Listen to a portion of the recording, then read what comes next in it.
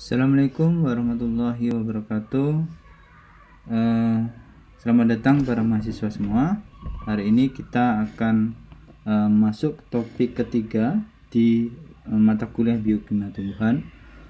Topik ketiga ini kita akan membahas terkait dengan metabolisme karbohidrat dan lipid. Sebelumnya kita sudah mempelajari bagaimana energi itu dihasilkan dari melalui proses fotosintesis, dan juga proses fotosintesis bagaimana menghasilkan karbon, senyawa-senyawa karbon seperti karbohidrat gitu.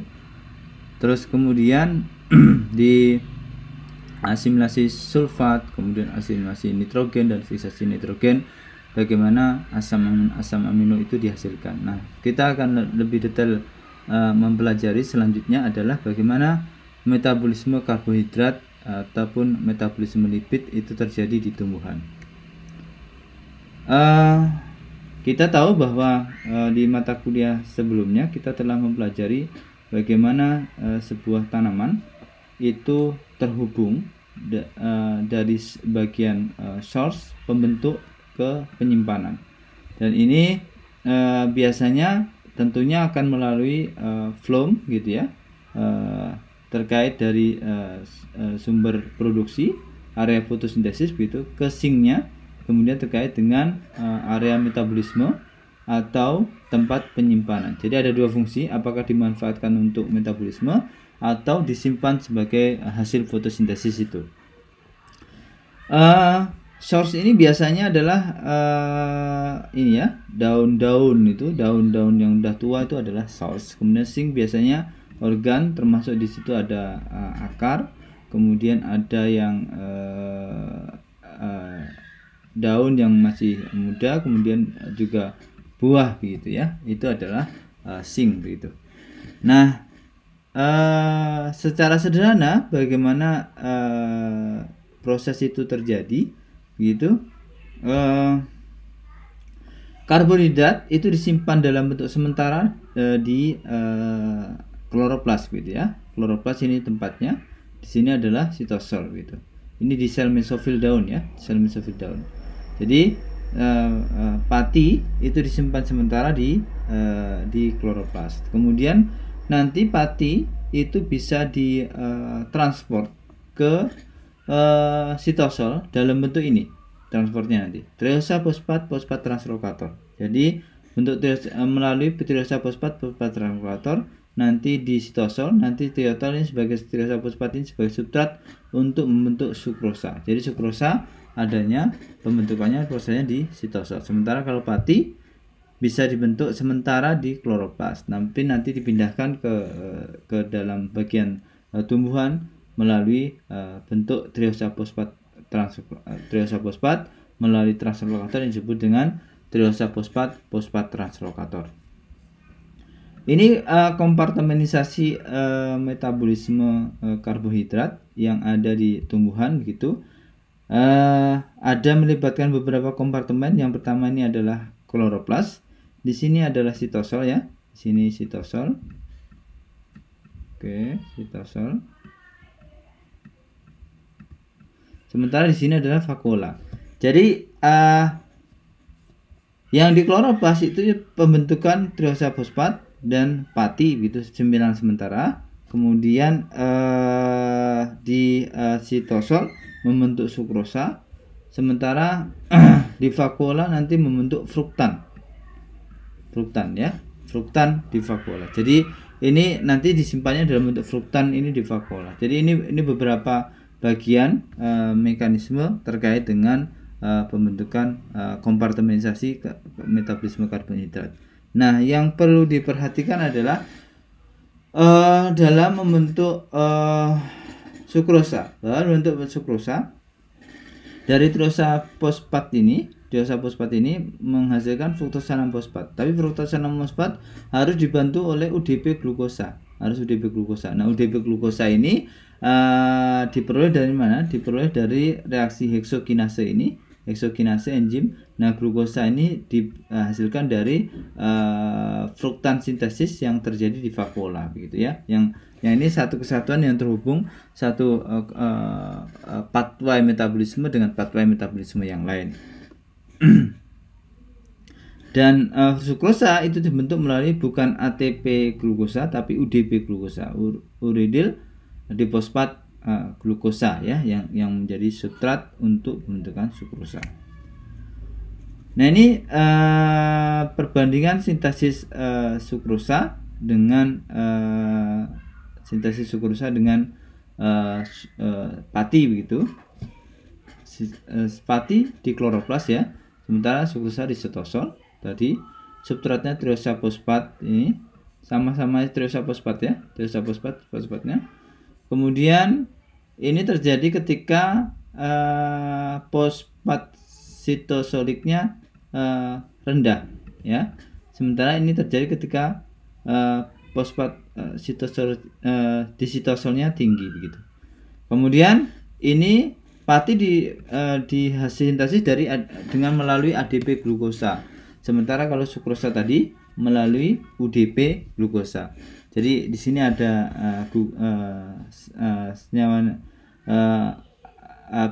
adenin di sini, ini adalah guanin, uridin ya, uridin difosfat. Ini mekanisme lengkapnya, silahkan nanti Anda pelajari bagaimana kaitannya, bagaimana UDP itu atau ADP itu berperan dan enzim-enzim yang terlibatnya seperti apa. Di sini cukup lengkap informasinya, jadi bisa dipelajari dengan lebih baik. Itu terus kemudian fruktan. Ini fruktan tadi berarti fruktan itu disintesis, biosintesis di vakuola begitu ya.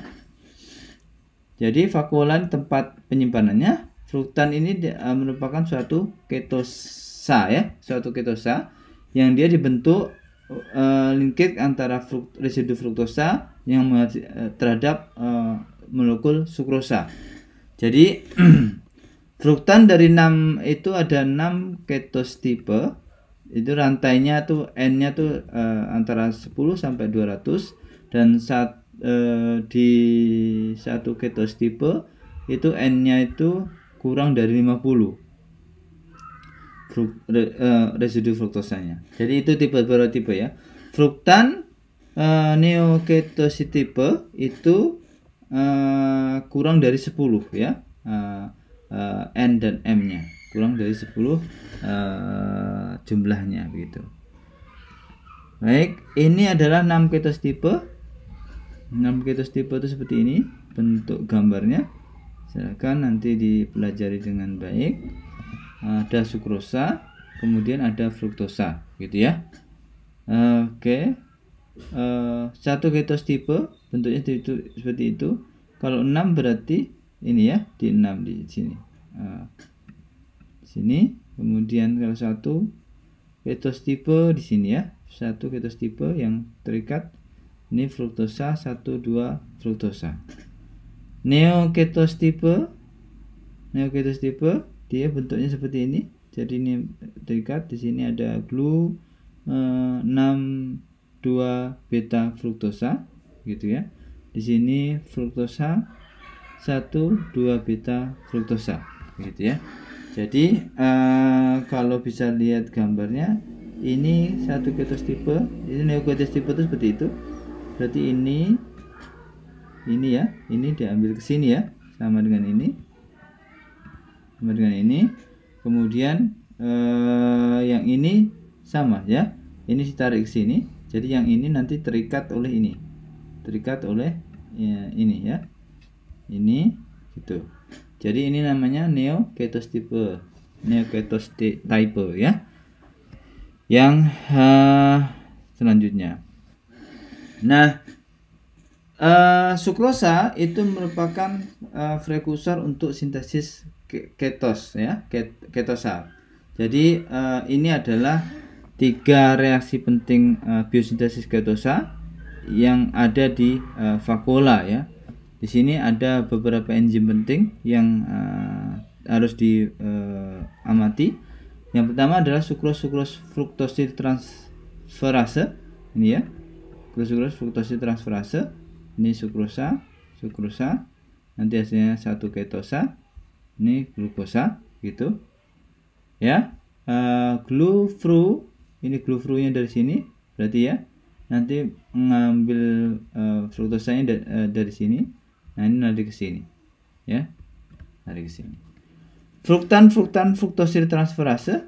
Fruktan fruktosil transferase berarti satu ketos tipe. Nanti fruktosanya diambil dari satu ketos tipe yang lain. Gitu ya. Ini ke sini. Kemudian ini dikatalisis oleh fruktan fruktosil transferase. Jadi fruktan fruktosil transferase. Kalau ini sukros fruktosil transferase. Yang selanjutnya adalah 6 glukosa fruktosil transferase. Ini berarti sama ya. Ini glukosa fruktosa. Berarti glukosa fruktosa itu yang ini. Berarti yang ini ya. Ini. Sementara ini fruktannya dari satu ketosa larinya ke sini. Sisanya glukosa fruktosa yang ini ya. Glukosa fruktosa yang ini.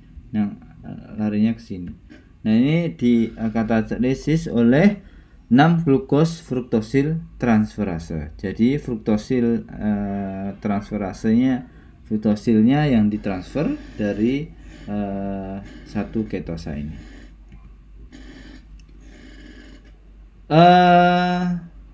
Pada intinya bagaimana sebuah proses asimilasi itu disimpan gitu ya, disimpan dalam bentuk senyawa simpanan. Senyawa simpanan dalam ini adalah fruktan ya, fruktan di vakuola begitu nantinya.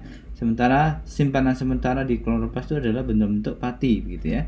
Di sitosol sukrosa, tapi sukrosa ini masih bisa didegradasi ataupun dimanfaatkan seterusnya nanti dikaitkan dengan sintesis atau biosintesis fruktan sebagai simpanan karbonhidrat di tumbuhan di vakuola.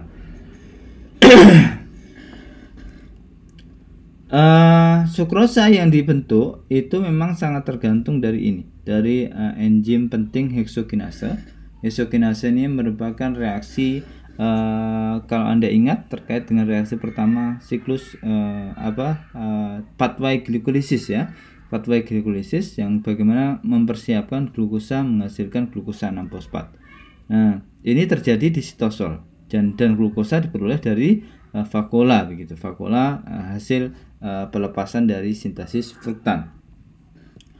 Sukrosa masuk dalam vakuola nanti sambil melepaskan glukosa yang nanti ini digunakan untuk ini ya, untuk mempersiapkan UDP glukosa yang nanti dimanfaatkan untuk dalam pembentukan atau sintesis sukrosa. Ini karbonhidrat di dinding sel, nanti silahkan dipelajari, ada selulosa dan kalosa. Selulosan ikatannya alfa 14 glukan. Kemudian ini alfa 14 glukan ya, ini ikatannya alfa 14 glukan. Sementara kalosa ikatannya alfa 13. Tiganya di sini ya. Tiganya di sini alfa 13 glukan. Nah, ikatannya. Jadi ini tipe-tipe karbohidrat. Kemudian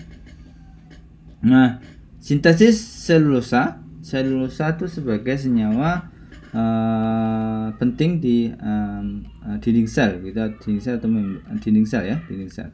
Nah, kaitannya dengan itu makanya di dalam proses sintesisnya selulosa itu akan melibatkan enzim yang berlokasi di membran plasma yang dikatalisis oleh enzim yang disebut dengan selulosa sintase ya, ini selulosa sintase yang substratnya yaitu UDP glukosa yang diperoleh dari sitosol. Jadi yang tadi UDP glukosa itu menjadi bagian penting ya, selain untuk pembentukan sukrosa juga nanti dimanfaatkan untuk pembentukan selulosa gitu ya, selulosa. Nah, ini yang ada di membran plasma. Baik, ini kita lanjut ke metabolisme lipid. Jadi kalau lipid berarti lemak ya, lemak tumbuhan. Nah, bagaimana dalam proses metabolisme lemak dalam tumbuhan? Biasanya secara lokasi itu ada di di plastid ya, ada di plastid. Kemudian kalau di kloroplast dari untuk sel hijau begitu, leukoplast dan kromoplast untuk yang tidak berwarna, sel yang tidak berwarna. Selain itu, selain plastid juga ditemukan di membran retikulum endoplasma. Ini biasanya terkait dengan modifikasi asam lemaknya kaitannya. Misalnya pemanjangan rantai yang dikarakterisasi oleh enzim elongase, kemudian juga pembentukan ikatan ganda ya, ikatan ganda yang dikarakterisasi oleh desaturase enzimnya. Jadi itu ya, ada dua tempat. Yang pertama adalah plastid, yang kedua adalah membran retikulum endoplasma.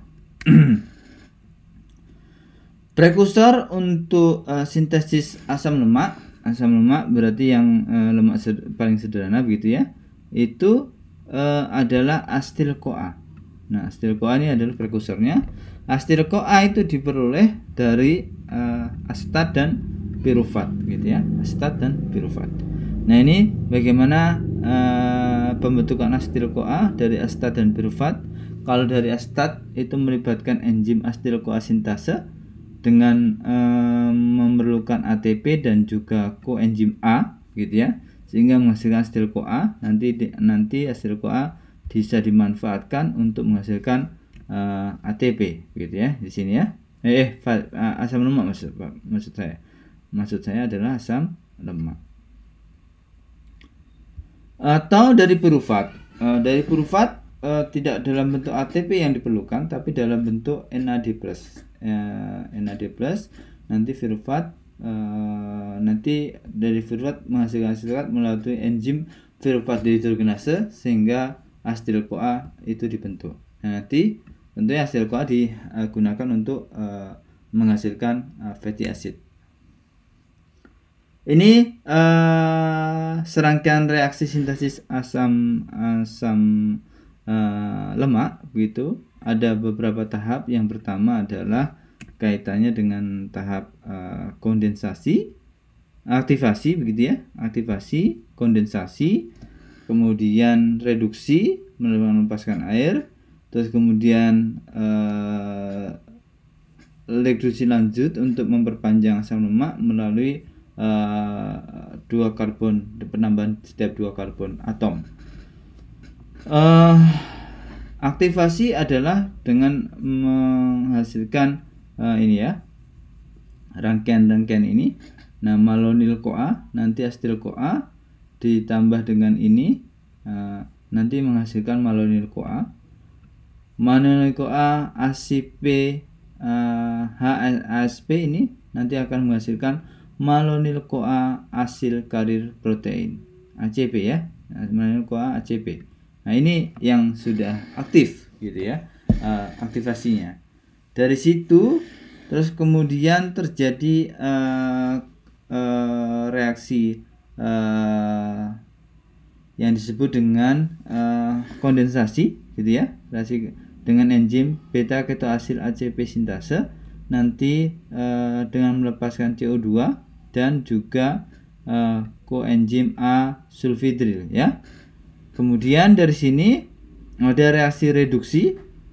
Reaksi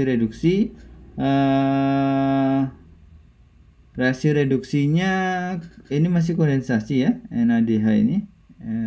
NADH reduksi nanti ujungnya sampai di sini, nanti sampai melepaskan air ini ya, reduksi karena ada NADPH terlibat, maka tipe reaksinya adalah tipe reaksi reduksi. Nah, kalau di sini sehingga yang terjadi apa? Ini kan ikatan gandanya sudah menjadi tidak ada ya. Di sini sudah menjadi tidak ada. Kemudian sambil dilepaskan air sehingga ikatan gandanya berubah ke sini. Oke. Terus kemudian reduksi lebih lanjut dan juga pemanjangan setiap rantai 2 karbon. Ini ya. Reduksi lebih lanjut dengan NADH ini. Kemudian ditambahkan pemanjangan setiap 2 karbon. Nah, ini CH3, CH2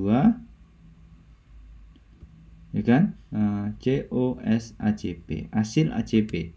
Nanti plus setiap perpanjangan berarti plus lagi 2 karbon gitu ya, kurang lebih tahapannya seperti itu. Nah, suatu sistem asetil CoA karbon reaksinya itu sangat kompleks memang. Dia melibatkan multi enzim ya, multi enzim kompleks yang terdiri dari subunit begitu ya, yang terikat begitu. Ada yang disebut dengan biotin karboksilase, ada biotin karboksil karier protein, ada karboksil transferase yang digunakan.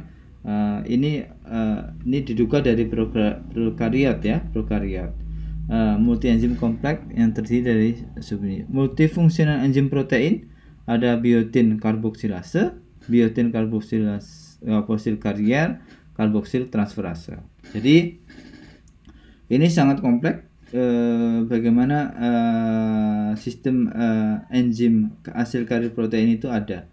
Jadi biotin itu akan terikat dengan biotin karboksil karier protein yang bereaksi sehingga dengan biotin karboksilase dan karboksil transferase. Ini ada kaitannya dengan bagaimana sistem enzim ini sangat kompleks dan dia itu sebagai sentral gitu ya, sentral untuk proses biosintesis lemak gitu. Biotin itu akan terikat dengan residu asam amino yang disebut dengan residu lisin dari karboksil karier protein ya. Biotin ini biotin akan terikat, ini biotinnya, ini adalah lisinnya, residu lisinnya, ini lisinnya ya, ini lisinnya. Oke. Jadi untuk langkah selanjutnya dalam sintesis asam lemak juga akan dikatalis oleh multi enzim kompleks yang disebut dengan asil karier protein. Itu asil karier protein itu letaknya sangat seperti ini ya, modelnya seperti ini. Jadi ini kompleks begitu, ini kompleks yang kompleks. Ini sebagai pusat center reaksi gitu. Dia membawa residu asam lemak yang berikatan sebagai dalam bentuk tioester dari enzim ke enzim gitu ya, dari ke enzim gitu. Dari misalnya dari mulai ini ya, mulai dari ini melingkar terus itu nanti sampai seterusnya. Jadi itu movement dalam bentuk sirkular gitu untuk nanti sampai menghasilkan bentuk asam lemak yang menjadi target, misalnya apakah asam palmitat, stearat dan seterusnya. Ini akan terjadi. Jadi sama tahapannya, enzim-enzim pentingnya juga sama. Nanti silahkan diperhatikan dengan lebih seksama. ACP ini mengandung pantetein yang memiliki fungsi sama dengan koenzim A. Ya, pantetein ini memiliki fungsi sama dengan koenzim A. Artinya kalau koenzim A berarti dia fungsinya sebagai koenzim. Jadi senyawa organik yang berfungsi untuk meningkatkan aktivitas dari enzim, dalam ini adalah asil karier protein. Dalam pemanjangan dan juga desaturasi fatty acid di tanaman, ini hasil ACP. Nanti misalnya ini tahapannya. Oke. Nah ya, ini tahapannya. Nanti tentunya akan dari fatty acid sintase nanti menghasilkan hasil ACP. Hasil ACP nanti diteruskan sampai ke beta ketose ACP, nanti hasil ACP 18,0. Misalnya seperti itu. Itu tentunya berarti kalau ini 16,0, berarti kalau ditambah 2 lagi berarti menjadi hasil ACP 18,0 begitu ya. Jadi setiap sekali putaran reaksi menambah 2 senyawa karbon. Steril ACP desaturase itu lokasinya di plastid. Dia mengkatalisis reaksi desaturasi sterol ACP ke oleil ACP, ya, desaturasi sterol ACP ke oleil ACP. Nah,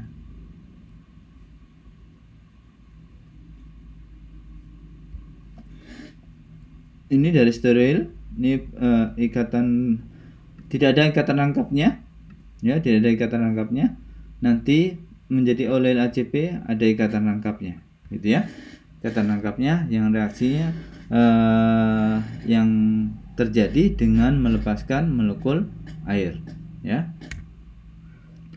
Hasil lipid desaturase adanya di protein sebagai protein integral retikulum endoplasma, gitu ya, protein integral retikulum endoplasma.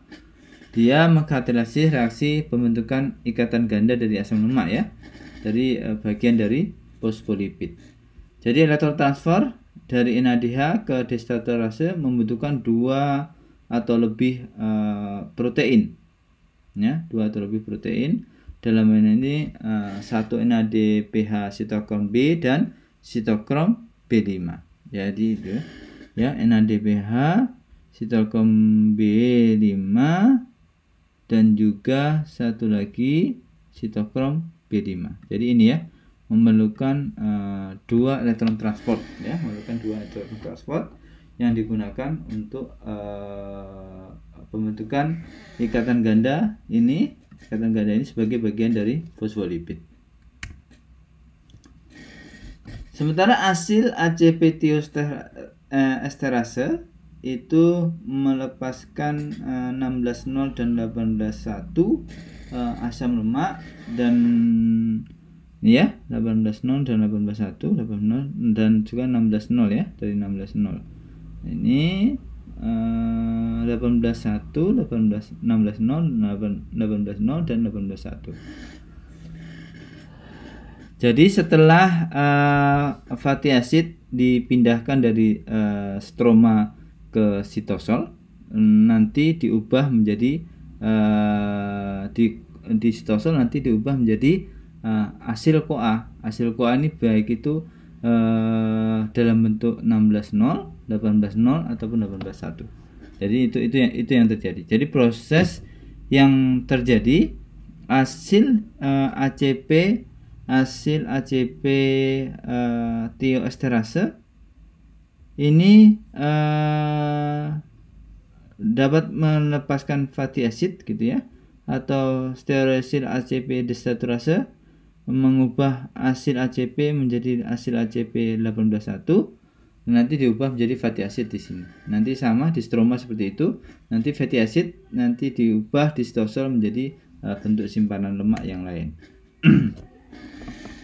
Hasil ACP itu dibentuk di plastid dan memiliki 2 fungsi. Yang pertama sebagai donor asil untuk sintesis membran lipid di plastid.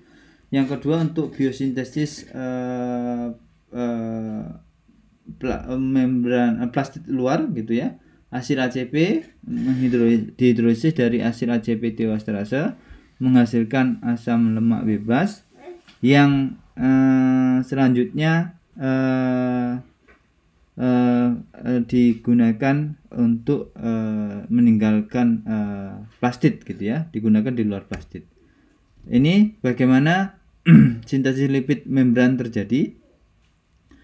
Jadi ini fosfatidilkolin, ya. Ini overview sintesis membran lipid. Ini ada fosfatidik asid. Ini asil ada fosfat 1. Nanti ada satu reaksi menghasilkan asil di asil gliserol, ya, di sini. Nanti di sini akan menghasilkan beberapa senyawa dari komponen membran lipid, gitu.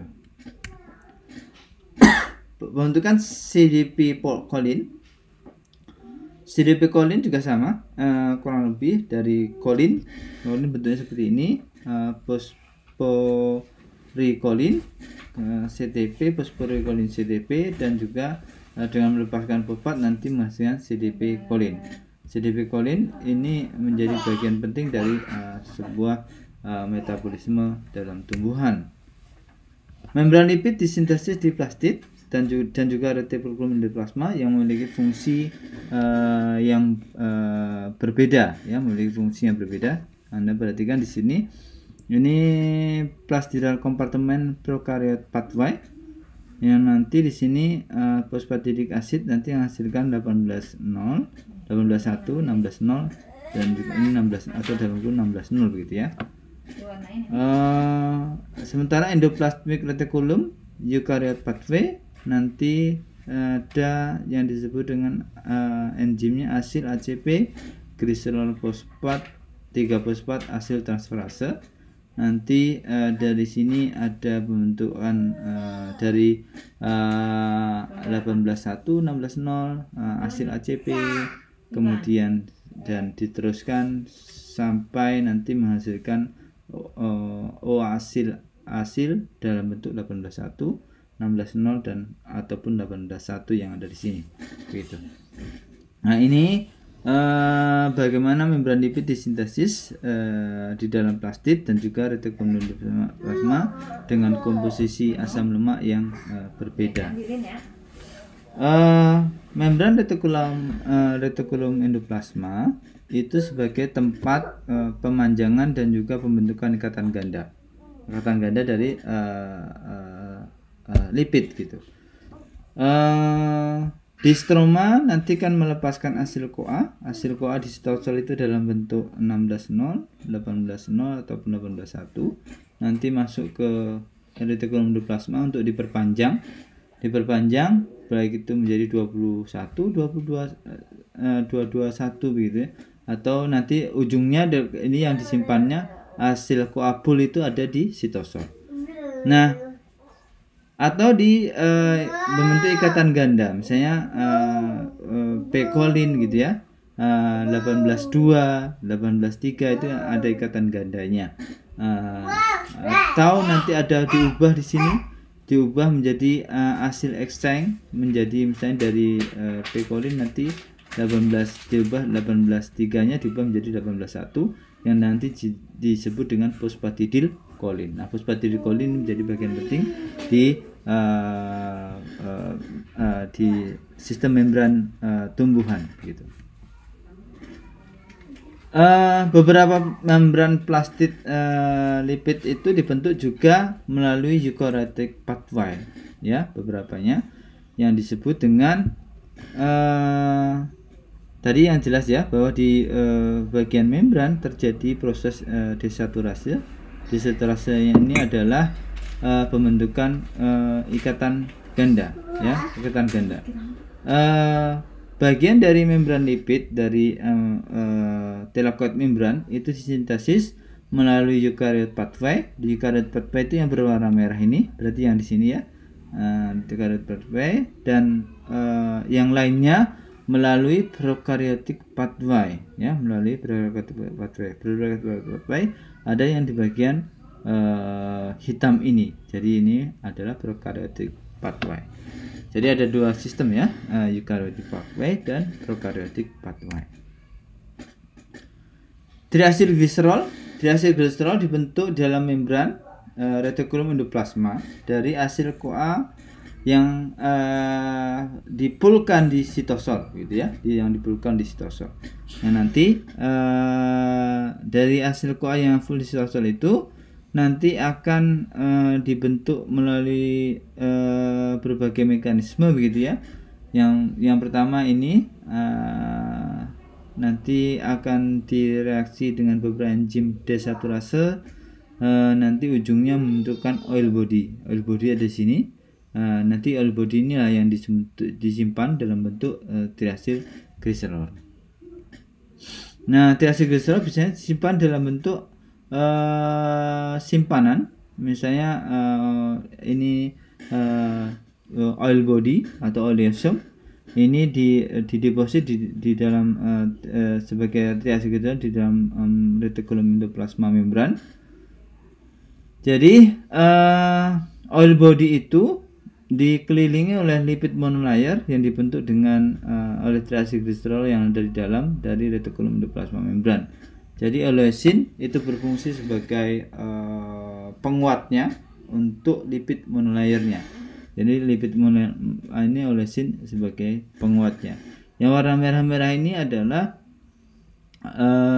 yang merupakan senyawa yang polar gitu ya, senyawa polar, yang sementara yang di dalamnya adalah senyawa yang non polar. Jadi triacylglycerol dilingkupin oleh senyawa-senyawa yang itu sehingga cukup stabil di dalam sistem penyimpanannya. Lipid mobilisasi bagaimana? Jadi dalam hal tanaman melakukan perkecambahan, kemudian itu pasti diperlukan mobilisasi lipid. Jadi lipid simpanan dimobilisasi untuk menghasilkan karbonhidrat di dalam glioksisom. Itu salah satu reaksinya.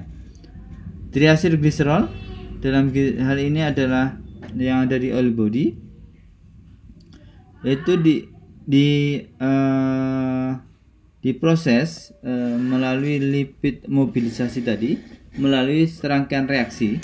Yang pertama adalah nanti oleh enzim lipase oil body tadi menghasilkan gliserol dan asam lemak. Asam lemak ini melalui beta oksidasi nanti akan digunakan untuk produksi berbagai bagian penting yang terkait dengan energi ya.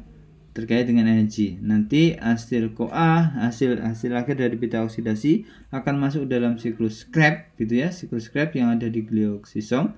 Nanti siklus Krebs akan menghasilkan berbagai energi, nanti dimasuk ke dalam mitokondria. Mitokondria nanti akan menghasilkan beberapa senyawa penting, salah satunya selostat yang nanti digunakan untuk membentuk fosfoenol pirufat. Fosfoenol pirufat melalui gluconeogenesis akan menghasilkan senyawa heksosa. Jadi ini ya, ini bagaimana lipid itu bisa diubah menjadi senyawa karbohidrat dengan degradasi. Artinya senyawa karbohidrat ini diperlukan dalam energinya untuk tanaman itu bisa bertumbuh atau berkembang menjadi tanaman yang utuh gitu, kurang lebih dari energi yang ada disimpan dalam bentuk lemak yang ada di biji. Ini adalah pemanfaatan lipid dari berbagai tanaman. Lemak tanaman itu biasanya digunakan untuk nutrisi, misalnya minyak sayur, minyak palm oil gitu ya, sunflower oil, peanut oil dan seterusnya. Itu tentunya itu sekarang sangat menjadi hal yang menarik untuk meningkatkan nutrisi kaitannya dengan value yang ada. Kemudian lemak dari tanaman juga digunakan untuk berbagai industri, misalnya untuk sabun deterjen ya, sabun deterjen misalnya asam laurat, kemudian untuk berbagai kebutuhan lain, untuk sintesis artificial fiber misalnya itu uric acid misalnya, ini juga bisa dimanfaatkan. Jadi ini sangat menarik sekali ya, lipid menjadi hal yang menarik untuk dimanfaatkan, sangat luas pemanfaatannya. Baik, itu adalah gambaran umum terkait dengan metabolisme lipid dan juga metabolisme karbohidrat di mata kuliah ini. Semoga apa yang saya sampaikan menjadi hal yang bermanfaat buat Anda semua, dan semoga kita selalu diberi kesehatan dan hasil yang materi yang saya sampaikan menjadi materi yang bermanfaat dan menjadi ilmu yang bermanfaat buat Anda semua. Sekian dari saya. Assalamualaikum warahmatullahi wabarakatuh.